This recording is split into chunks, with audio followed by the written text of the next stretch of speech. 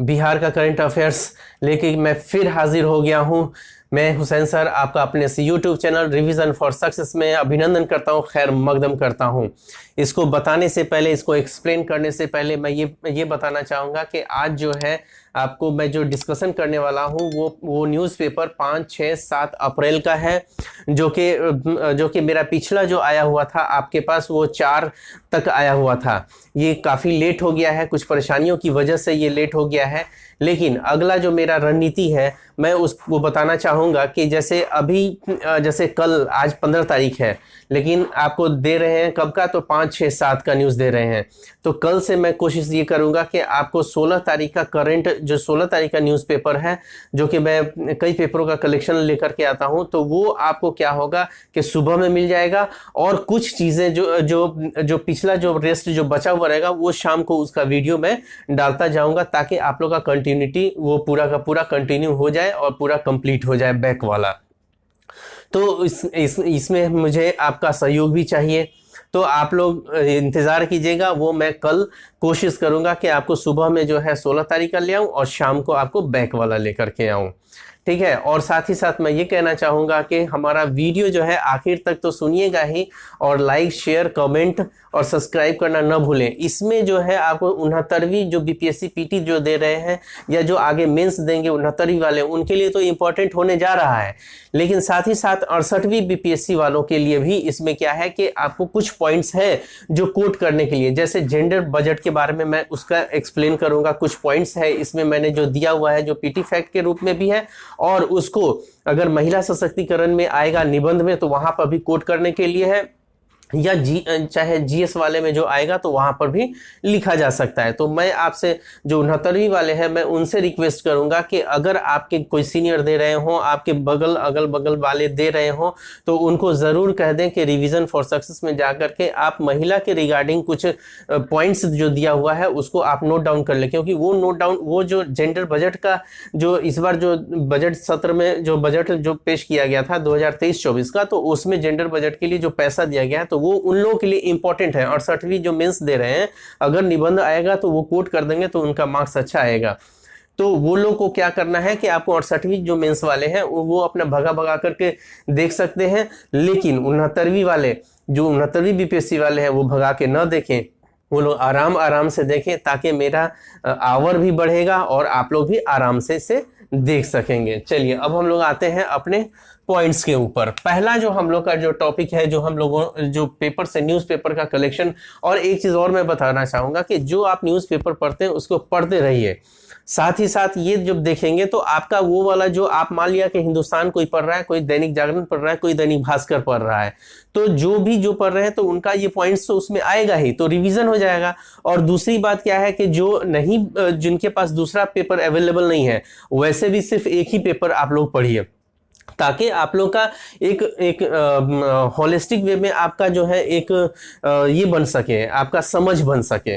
तो आप वो तो करते रहेंगे, लेकिन यहाँ पर और सब पेपरों का मैं कलेक्शन जो लेकर के आ रहा हूँ, तो उसको ध्यानपूर्वक उसका नोट डाउन भी कीजिएगा। हाँ, कुछ बातों को मैं यहाँ पर नहीं लिखा हूँ, और मैं कुछ जब समझाने के दौरान बोलूँगा तो उसको नोट डाउन भी ज़रूर कर लीजिएगा आप अपने नोट कॉपी में, ताकि आपको वो फ़ायदा करे, ठीक है।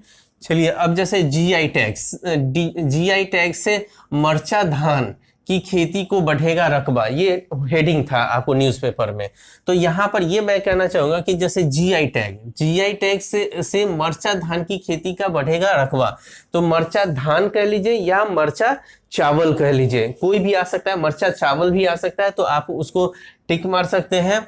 तो ये जीआई टैग है क्या आखिर, उस पर चर्चा करने से पहले हम ये कह दें कि पश्चिमी चंपारण बेतिया में मरचा धान को जीआई टैग मिला है। कहाँ?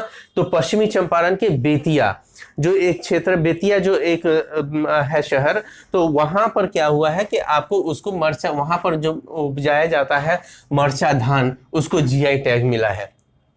तो अब हम लोग आ जाते हैं कि जीआई टैग है क्या। तो जीआई टैग जो है जियोग्राफिकल इंडिकेशन, यानी कि आपको भौतिक संकेतक कि आपको किसी जैसे क्षेत्र विशेष में, जैसे आपको क्या है कि जैसे मुजफ्फरपुर में लीची का बागान खूब ये रहता है और वहीं पर सबसे ज़्यादा शाही लीची और चाइना लीची ये सब जो है वहाँ उत्पादन होता है, तो वो उसका पेड़ वहाँ पर वो एक क्षेत्र विशेष के लिए मशहूर है। तो इसीलिए और जगह भी होता है, लेकिन जितना यहाँ होता है और जिसके लिए पहचाना जाता है मुजफ्फरपुर, यानी कि शाही लीची बोले तो मुजफ्फरपुर। तो उसी तरीके से आपको कोई क्षेत्र विशेष में कोई ऐसा उत्पाद है या कोई वस्तु है, तो उसको जो है वो ज्योग्राफिकल इंडिकेशन के तहत उसको रजिस्टर्ड होता है। तो रजिस्टर्ड कहाँ होता है, तो रजिस्ट्रेशन जो है उसका मुख्यालय कहाँ है, तो चेन्नई में है, उसका मुख्यालय चेन्नई में है। और ये जो जीआई टैग जो मिलता है वो 10 वर्षों के लिए मिलता है। ये 10 वर्ष के लिए आपको जीआई टैग मिल गया, उसके बाद अगर फिर उसको कंटिन्यू करने के लिए आपको फिर रजिस्ट्रेशन करवाना होता है और फिर वो रजिस्ट्रेशन के बाद फिर वो आपको कंटिन्यू बना रहता है। तो ये है आपको जीआई टैग के बारे में। अब यहाँ पर देखते हैं कि बिहार में कुल जो जीआई टैग जो मिला हुआ है अभी तक 12 उत्पाद या वस्तु को मिला हुआ है, दोनों मिला करके, यानी कि 3 क्षेत्र में मिला हुआ है बिहार को। जो 12 जो है जीआई टैग मिला हुआ है वो है आपको कृषि क्षेत्र में, हस्तकला के क्षेत्र में और एक खाद्य पदार्थ के क्षेत्र में।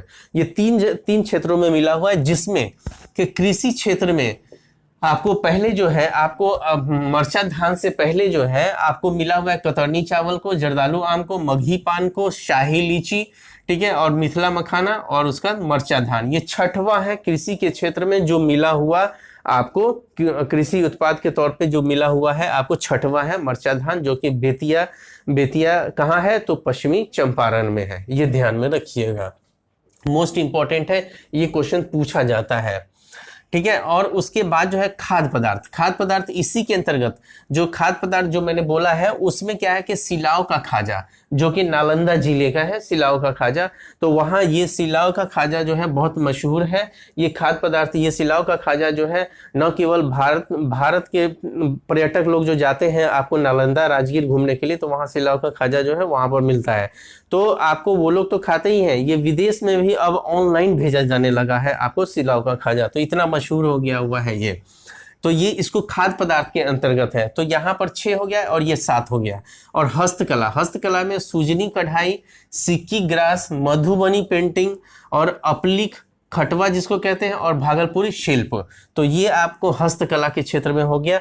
तो ये आपको 6 हो गया, ये 7 हो गया और 7 और फिर उसके बाद ये हो गया 5, 12 हो गया आपको टोटल।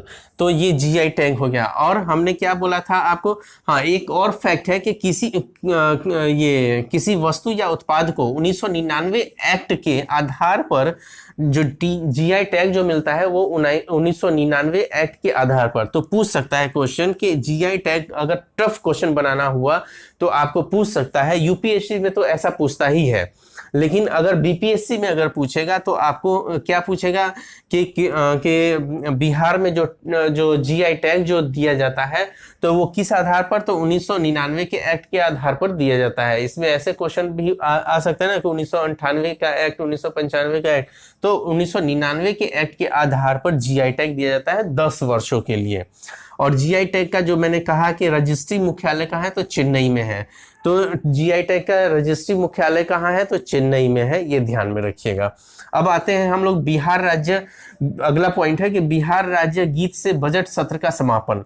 देखिए बजट सत्र जो है हम बार बार चर्चा पिछले अपने कई वीडियो में मैंने किया है कि बजट सत्र जो है बहुत इंपॉर्टेंट है। बजट सत्र इसलिए इंपॉर्टेंट है न केवल आपको जीएस के लिए, पीटी के लिए, बल्कि आपके जनरल इंफॉर्मेशन के लिए भी। जनरल इंफॉर्मेशन क्या है, तो बजट सत्र में जिस तरीके से मंत्रियों से क्वेश्चन, जो भी सत्ता पक्ष वाले मंत्री से क्वेश्चन पूछा जाता है, उस मंत्री का नाम जो है पेपर में हमेशा बताया गया है। वो साथ ही साथ आपको क्या है कि जैसे बहुत सारा जो है पॉलिटी का टर्म भी इस्तेमाल किया गया, जैसे तारांकित प्रश्न हो गया या ध्यानाकर्षण हो गया। तो मैंने पिछले वीडियो में सारे चीज़ों का हमने उसका एक्सप्लेन भी किया हुआ है। तो आपको बजट सत्र के से कितना फ़ायदा है। और दूसरी बात यह है कि बजट सत्र जो है इसकी शुरुआत जो हुई थी आपको 27 फरवरी को और ख़त्म होना था आपको 31 मार्च को, लेकिन बीच में कुछ छुट्टियां पड़ गई थी जिसकी वजह से आपको 5 अप्रैल तक आपको बजट सत्र मतलब चला है। अब बजट सत्र में क्या हुआ कि पहले क्या होता था कि आपको बजट सत्र जब शुरू होता था तो राष्ट्रगान गाया जाता था, ठीक है। तो राष्ट्रगान जैसे जन गण मन है तो राष्ट्रगान गाया जाता था और फिर जब सत्र समाप्त हो जाता था तो फिर राष्ट्रीय गीत गाई जाती थी। तो आप समझिए कि और अब बिहार सरकार ने क्या किया कि अब बजट सत्र का जो समापन होगा अब राज्य गीत से समापन होगा। तो वो इस बजट सत्र से स्टार्ट किया गया है। तो ये इम्पोर्टेंट है, ये चीज़ आ सकता है। तो इसमें जो है ये चीज़ जान लीजिए कि आपको ये तो हमने बता दिया 27 फरवरी को सत्र की शुरुआत राष्ट्रगान से हुआ, ये तो जान रहे हैं। लेकिन राष्ट्रीय गीत जो 2012 में मेरे भारत के कंठहार, ठीक है, इसका जो शुरुआत है मेरे भारत के कंठहार। तो ये जो है आपको राज्य गीत की जो शुरुआत हुई थी या इसको जब लॉन्च किया गया था तो ये हुआ 2012 में। कब हुआ है तो 2012 में हुआ है। और इसमें जो गाना गाया जाता था मेरे भारत के कंठहार, और इसके रचनाकार जो थे सत्यनारायण, ठीक है, सत्यनारायण जो है इसके रचनाकार है मेरे भारत के कंठहार। इसके रचनाकार है कौन है तो आपको सत्यनारायण है। और जो इसको गाया कौन है तो आपको शारदा सरगम और आपको ये उदित नारायण, ये दोनों जो है इस गीत को गाया है, ठीक है। साधना सरगम, ठीक है, ये इसने जो है गीत को गाया है और उसके साथ उदित नारायण ने। और संगीत को जो संगीत जो दिया है वो आपको शिव कुमार वर्मा और एक हरिप्रसाद चौरसिया, ये दोनों जो है दिए थे। ये नोट डाउन आप कर सकते हैं, यहाँ मैंने ये नहीं लिखा हुआ है। तो हरिप्रसाद चौरसिया और आपको शिव कुमार वर्मा, ये दोनों जो है ये संगीत दिए हैं। और गाया किसने है तो साधना सरगम ने गाया है और साथ ही साथ उदित नारायण ने गाया है। ये भी मैं यहाँ पर नहीं लिखा हूँ लेकिन नोट डाउन कर लीजिएगा। तो ये आपको, और इसका राज्य गीत जो स्टार्ट कब से किया गया है बिहार सरकार के जरिए, इसको लॉन्च कब किया गया 2012 में लॉन्च किया गया है। चलिए अब अगला हम लोग आते हैं पॉइंट कि तीन प्रतिभाओं को पद्मश्री यानी पद्मश्री जो मिला आपको 2023 में, इसकी घोषणा हुई थी 25 जनवरी 2023 को घोषणा हुई थी। लेकिन मिला कब था तो ये आपको 5 तारीख को मिला। तो आपको पहला जो है सुभद्रा देवी है, सुभद्रा देवी जो कि आपको मधुबनी जिले की है। और इनको जो मिला है, जो आपको पद्मश्री का जो अवार्ड मिला है, तो उनको मिलने के पीछे क्या है तो परमेशी कला जो है, ये आपको परमेशी कला के में विशेष योगदान इन्होंने दिया। तो उसी के लिए इनको पहला पद्मश्री अवार्ड दिया गया है इस परमेशी कला के अंतर्गत। तो किनको दिया गया है तो सुभद्रा देवी को दिया गया। सुभद्रा देवी को पद्मश्री अवार्ड मिला है जो कि परमेशी कला के अंतर्गत मिला है, जो कि एक इसमें इनका विशेष योगदान है। और ये पहला जो है पद्मश्री आपको परमेशी कला के अंतर्गत मिला है, ठीक है। अब परमेशी कला आखिर है क्या, तो परमेशी कला जो है आपको इसके जरिए एक चीज सबसे पहले ये जान लीजिए कि परमेशी कला के जरिए जो है ना आपको क्या बनता है तो खिलौना हो गया, चाहे मुखौटा हो गया, बॉक्स हो गया या मूर्ति, तो ये सब चीज बनता है। तो इसका लेकिन इस्तेमाल कैसे, मतलब इसके लिए सामग्री क्या लगती है तो आपको लगती है मुल्तानी मिट्टी हो गया, फिर उसके बाद आपको मुल्तानी मिट्टी हो गया और कागज की लुगदी हो गई, गोंद हो गया। तो इन सब के जरिए ही ये जो आपको खिलौना, मुखौटा, बॉक्स etc मतलब इस तरीके का सारा चीज या मूर्ति हो गया, ये सब चीज बनता है, ठीक है। तो परमेशी कला को याद रखिएगा। परमेशी कला के लिए किसे आपको पद्मश्री अवार्ड मिला है? तो सुभद्रा देवी को मिला है। कहाँ की है सुभद्रा देवी? तो मधुबनी जिले की है। मधुबनी जिले की हो गया, तो ये आपको मोस्ट इंपॉर्टेंट आपको ये है। और फिर पीटी के पॉइंट ऑफ व्यू से अब दूसरे जो है पद्मश्री जो मिला है वो आनंद कुमार को मिला है, जो कि सुपर 30 के हैं।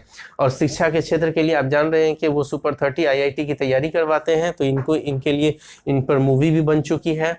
तो ये आनंद कुमार है। तीसरे जो है कपिल देव प्रसाद, ये कहाँ के हैं? तो ये नालंदा के हैं, बिहार शरीफ के हैं। तो इनको किस लिए पद्मश्री का अवार्ड मिला है, सम्मान किया गया है, सम्मानित किया गया है? तो 52 बूटी साड़ी में माहिर बुनकर थे। ये बुनकर थे बचपन से ही, ये मेरे ख्याल से 5वीं या 7वीं तक ही पढ़े हुए हैं, लेकिन इन्होंने बचपन से ही क्या हुआ कि बुनकरी में ये लग गए और 52 बूटी साड़ी में माहिर है बुनकर। मतलब कि ये जो है 52 बूटी साड़ी है, उसी में ही आपको कारीगरी जो भी चीज़ करते थे, तो इसी के लिए इनको कपिल देव प्रसाद को आपको मिला है अवार्ड। तो ये 3 लोग हैं, यानी कि सुभद्रा देवी हो गई मधुबनी की, दूसरा हो गई दूसरे हो गए आनंद कुमार हो गए, ठीक है, शिक्षा के क्षेत्र में, और तीसरे हो गए आपको कपिल देव प्रसाद। तो ये लोग 3 लोगों को आपको मिला है पद्मश्री का अवार्ड। तो पीटी के पॉइंट ऑफ व्यू से इंपॉर्टेंट है। अब आ जाते हैं मेन, जो दोनों सदनों में जेंडर बजट, बाल बजट और बाल बजट, बाल कल्याण योजना और परिणाम बजट, ये 3 बजट जो है आपको अंतिम दिन जो हुआ था बजट सत्र का, तो उस दिन ये पेश किया गया हुआ था। तो ये बजट सत्र 2023-24 के लिए ये पेश किया गया था। तो सबसे पहले हम लोग जान लेते हैं, यहाँ पे मैंने नहीं लिखा है इसके बारे में कि जेंडर बजट जो है वो क्या है। तो जेंडर बजट के बारे में हम लोग ये चीज जानते हैं कि ये जो है महिलाओं के उत्थान के लिए ये बजट जो है ये अलग से बनाया गया है। तो ये अलग से कब बनाया गया? तो 2008-9 में। तो पीटी फैक्ट के रूप में आपको याद रखना है कि 2008-9 में आपको जेंडर बजट को बिहार सरकार के जरिए लाया गया था। अब ये जो है, जैसे बहुत सारे विभाग हैं, तो हर विभाग में महिलाओं के लिए जो भी योजनाएं हैं, उन सब योजनाओं को इसी जेंडर बजट के तहत अलग से इनके लिए पैसा जो है प्रावधान जो किया गया है कि अलग से पैसा दिया जाएगा। तो उसके तहत जो पैसा दिया गया है 37,948 करोड़ रुपए का प्रावधान किया गया है 2023-24 के बजट में, जो कि ये आपको महिला के सशक्तिकरण के लिए, महिला के उत्थान के लिए कई योजनाओं में ये पैसा दिया जाएगा। जैसे आप जानते हैं जीविका दीदी के जरिए बहुत सारा काम किया जा रहा है, या आपको कृषि के क्षेत्र में महिलाओं के उत्थान के लिए काम किया जा रहा है, या आपको कोई उद्योग में भी महिलाओं के लिए जो आपको सब्सिडी दी जा रही है, छूट दी जा रही है, वो सब जो है इसी के तहत जेंडर बजट के तहत किया जा रहा है। तो ये 68वीं मेंस के पॉइंट ऑफ व्यू से तो मोस्ट इंपॉर्टेंट है। अगर दे दिया निबंध महिला सशक्तिकरण के लिए, या आपको दे दिया आपको ये जीएस के मेंस में आ गया, तो इसीलिए मैंने कहा था आपको शुरू में कि आप ये जो है आप अपने सीनियर जो 68वीं वाले जो मेंस दे रहे हैं उनको बता दीजिएगा ज़रूर कि आप लोग वो देख लें, अपना फटाफट करके थोड़ा सा जो होता है ना कि उसका बढ़ा दिया और जल्दी जल्दी देख लिया, तो वो देख लेंगे, उनका समय भी बच जाएगा और उनको काम की चीज़ें भी मिल जाएगी जो कि ये कोट कर सकते हैं। अगला आ जाते हैं बाल बजट, यानी कि बाल बजट के अंतर्गत बाल कल्याण योजना है। तो ये भी जो है कि ये कब शुरू किया गया था? तो 2013-14 में ये शुरू किया गया था। यहाँ पे नोट डाउन नहीं है, आप नोट कर लीजिएगा कि बाल बजट जो है बिहार सरकार जो है कब 13-14 में लाया था। बिहार जो है बाल बजट लाने वाला ये तीसरा राज्य है। इससे पहले जो राज्य था वो था आपको असम पहला राज्य था, उसके बाद केरल हुआ और फिर उसका तीसरा बिहार राज्य है जो बाल बजट को पेश करता है। बाल बजट, तो बाल बजट है आखिर क्या? तो बाल बजट जो है 18 वर्ष से कम उम्र के बच्चों के लिए जो भी आपको योजनाएं हैं या जो भी आपको इसमें प्रावधान किए गए, जैसे शिक्षा के लिए जो भी पैसा दिया जाएगा, शिक्षा के लिए हो गया, चाहे स्वास्थ्य के लिए हो गया या खेल के लिए हो गया, इस तरीके का कई सारे योजनाएं हैं जो बच्चों को, जो 18 वर्ष से कम वाले बच्चे हैं उनके लिए जो लाया गया, तो उन्हीं के लिए ही बाल बजट अलग से रखा गया है, जिसके तहत आपको 46,000 करोड़ रुपया का प्रावधान किया गया है 2023-24 के बजट में। इसको ध्यान में रखिएगा। अब आते हैं परिणाम बजट। ये परिणाम बजट जो है आपको, ये भी परिणाम बजट जो है बिहार सरकार के जरिए जो ये लाया गया है, ये विभिन्न जितने भी विभाग हैं उनमें जो वित्तीय प्रबंधन जो भी होगा उसी के अंतर्गत ही, परिणाम बजट के अंतर्गत ही होगा। और ये जो लाया गया है बिहार सरकार के जरिए, नहीं मैंने यहाँ लिखा है लेकिन मैं बोल रहा हूँ कि 2006-07, ये 2006-07 में आपको परिणाम बजट को अलग करके लाया गया है। और इसके तहत जो है बहुत सारी योजनाएं हैं जिसका वित्तीय प्रबंधन किया जाता है। और उसके तहत आपको जो सबसे जो ज़्यादा आपको परिणाम बजट के तहत जो सबसे ज़्यादा जो पैसा खर्चा किया जा रहा है या सबसे पैसा जो दिया जाएगा या आवंटित किया जा रहा है, वो आपको 22.20% वो धन जो राशि जो है वो आपको शिक्षा के क्षेत्र में, मतलब कि अगर क्वेश्चन पूछेगा कि परिणाम बजट के अंतर्गत सबसे ज्यादा धनराशि किस क्षेत्र को दी गई है, उसमें दे देगा कृषि क्षेत्र दे देगा, शिक्षा क्षेत्र दे देगा आपको, या आपको ये और कुछ दे देगा, तो आपको मारना है वो शिक्षा के क्षेत्र में सबसे ज्यादा बजट दिया गया है। ठीक है। दूसरे नंबर पे ग्रामीण विकास के लिए आपको 15.19% दिया गया है। आपको ये बजट आपको इसी परिणाम बजट के अंतर्गत दिया गया है। तो हम लोगों ने 3 बजट के बारे में जाना है, जो कि एक जेंडर बजट जो कि आपको 2008-09 में शुरू हुआ है जो बिहार सरकार ने की। दूसरा हम लोगों ने बाल बजट जो है आपको कब किया, 13-14, ये याद रखिएगा। और फिर तीसरा परिणाम बजट 6-7 बिहार परिणाम बजट जो है 2006-07 में इसको लाया गया है। तो ये इतने सारे हमने बजट के बारे में बताया। ये बहुत मोस्ट इंपॉर्टेंट है, पीटी के पॉइंट ऑफ व्यू से भी है और मेंस के भी पॉइंट ऑफ व्यू से भी इंपॉर्टेंट है। अब आते हैं अगला जो है अभय कुमार जो है आपको ये चर्चित पर्सनालिटी जो कि अभी Guinness book of world record में इसका नाम दर्ज किया गया है। और ये है वैशाली का है, हाजीपुर वैशाली का है। और ये बंदा जो है अभय कुमार जो है आपको तारीख जो है, कैलेंडर का तारीख आपको 50 साल पहले कितना था या आने वाला जो समय है, यानी कि 1000 साल पहले, 1000 साल जो आएगा, 1000 साल पहले जो बाद में जो आएगा, तो वो जो आने वाला है उसका भी डेट वो बता देता है, और जो बीत चुका है उसका भी डेट बता देता है। तो इसके लिए जो है, और मिनटों में ये क्या अभय कुमार जो है ये बता देता है। इसकी वजह से इसको गिनीज वर्ल्ड ऑफ रिकॉर्ड में इसका नाम दर्ज किया गया है। और ये बिहार के लिए तो गर्व की बात है ही। और ये व्यक्ति जो है बिहार के हाजीपुर वैशाली का है। तो हम लोगों ने ये पढ़ा। चलिए अब हम लोग आते हैं अगला पॉइंट। मुजफ्फरपुर के मोतीपुर स्थित मुरारपुर औद्योगिक क्षेत्र में जिले के पहले एथेनॉल प्लांट का उद्घाटन हुआ। यानी कि पहला एथेनॉल जो है मुजफ्फरपुर के मुरारपुर क्षेत्र है, मोतीपुर स्थित जो है मुरारपुर औद्योगिक क्षेत्र में जिले के पहले एथेनॉल प्लांट का उद्घाटन हुआ है। तो मतलब ये मोतीपुर स्थित मुरारपुर यानी कि मुजफ्फरपुर जिले में है। और मुजफ्फरपुर जिले में जो है, और मुजफ्फरपुर जिले का ये पहला एथेनॉल प्लांट का उद्घाटन हुआ है। यानी कि मुजफ्फरपुर जिले में 4 एथेनॉल प्लांट का उत्पादन का निर्माण किया जाएगा। तो एथेनॉल प्लांट जो है, जो पहला आपको मोतीपुर के मुरारपुर औद्योगिक क्षेत्र में खुला, अब और 3 और बचे हुए हैं जो कि फिर खुलेगा। यानी कि टोटल वैसे भारत सरकार के जरिए जो है आपको 17 एथेनॉल प्लांट का जो है आपको मंजूरी दी गई है। जो यहाँ पर नहीं है मैं बोल दिया हूँ, उसको नोट डाउन कर लीजिएगा कि 17 आपको एथेनॉल प्लांट का मंजूरी मिला है। जबकि बिहार सरकार ने उससे काफ़ी का डिमांड किया था, लेकिन 17 ही मिला है। अब इसमें क्या है कि प्लांट से प्रतिदिन 110 किलो लीटर एथेनॉल उत्पादन के साथ 3 मेगावाट बिजली भी बनेगी। मतलब कि जो एथेनॉल जो है प्रतिदिन आपको 110 किलो आपको लीटर एथेनॉल का उत्पादन भी होगा, और उसके साथ साथ बिजली जो है 3 मेगावाट की बिजली का भी उत्पादन होगा। कहाँ से? तो यही मुरारपुर औद्योगिक क्षेत्र से, जो कि मोतीपुर में है, मोतीपुर का है, तो फिर मुजफ्फरपुर जिले में हो गया। ठीक है। अब आते हैं आपको सबसे पहला एथेनॉल प्लांट कहाँ खुला था? बिहार में। तो वो पूर्णिया में खुला था। बिहार में पहला अगर एथेनॉल प्लांट खुलने की बात करेगा तो वो पूर्णिया में, और अगर उसके बाद जो है तो वो मुजफ्फरपुर के मोतीपुर के मुरारपुर औद्योगिक क्षेत्र में खुला है। ठीक है। ध्यान में रखिएगा, ये मोस्ट इंपॉर्टेंट है। और अगला पॉइंट है कि 2025 तक हर खेत तक सिंचाई का पानी उपलब्ध कराने का बिहार सरकार का लक्ष्य है। मतलब कि हर खेत तक जो है, आपको हर खेत तक सिंचाई का पानी उपलब्ध कराने के लिए 2025 तक बिहार सरकार ने इसको लक्ष्य रखा हुआ है।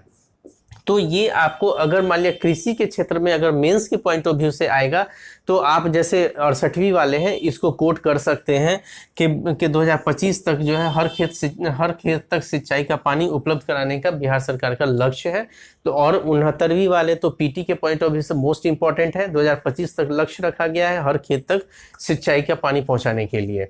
तो ये ध्यान में रखिएगा। अगला पॉइंट है कि बच्चों में किताब बांटने के लिए 11 अप्रैल को मनेगा क्या, पुस्तकोत्सव। यानी कि बच्चों में किताब बांटने के लिए आपको 11 अप्रैल को मनेगा क्या, तो पुस्तकों उत्सव मनेगा, पुस्तकों उत्सव। तो ये क्यों ऐसा किया जा रहा है, तो होता क्या था कि हम लोग 2018 में क्या था कि जो शुरुआत हुई थी, बिहार सरकार ने 2018 में शुरुआत किया था कि 1 से लेकर के 8 वर्ग तक, मतलब कि कक्षा 1 से कक्षा 8 तक के बच्चों को आपको किताब की जगह पैसा दिया जाएगा। जैसे 1 से लेकर के 4 तक के बच्चे को 4 वर्ग, मतलब कि कक्षा 4 तक के बच्चे को 250 रुपया, और 5 से लेकर के 8 तक के बच्चे को 400 रुपया देने की घोषणा हुई थी 2018 में। लेकिन ये पैसा जो मिलता था, इस पैसे का इस्तेमाल जो है ये किताब न खरीद करके दूसरे दूसरे मदों में लोग करने लगते थे, क्योंकि मिलता था पेरेंट्स को, जैसे आया पेरेंट्स को मिला और वो क्या किए कि दूसरे मद में खर्चा कर देते थे। तो इससे किताब न शिक्षा मिल पाता था और न किताब उसके पास हो पाता था। इसी को देखते हुए फिर क्या किया है बिहार सरकार ने, 11 अप्रैल को जो पुस्तकोत्सव मनाया जा रहा है, उस दिन जो है बच्चों को 11 तारीख से स्टार्ट हो जाएगा अप्रैल से, कि बच्चों को पुस्तकों का फिर वितरण होगा। मतलब अब उसको किताब ही दिया जाएगा, बिहार सरकार परचेज करके और बच्चों को किताब वो देगी। तो ये चीज़ जो है आपको 11 अप्रैल, तो ये याद रखिएगा कि अभी हाल में ही बच्चों को किताब देने की जो शुरुआत हुई है, और ये पुस्तकोत्सव के उपलक्ष्य में, तो वो कब से स्टार्ट हुआ है, तो 11 अप्रैल, ये याद रखिएगा, ये मोस्ट इम्पॉर्टेंट ये भी है। ठीक है बच्चों की किताब। अब अगला जो है चलो ऐप जो है वो किससे संबंधित है, तो बस के किराया से संबंधित है। ये चलो ऐप के माध्यम से आप क्या कर सकते हैं कि मासिक आप अपना जो है, चलो ऐप के माध्यम से आप अपना मासिक, जैसे मान लिया कि आप पटना विश्वविद्यालय से आप दानापुर जाते हैं, रोज आपका काम है, जॉब है आपको पटना विश्वविद्यालय में, तो आप क्या करेंगे, तो मासिक आप अपना उसमें चलो ऐप के माध्यम से आप मासिक बनवा लेते हैं कार्ड। तो उसके तहत आपके पास क्या फैसिलिटीज होगी, तो एक तो मासिक कार्ड बन गया, अब पैसा देने का झंझट खत्म।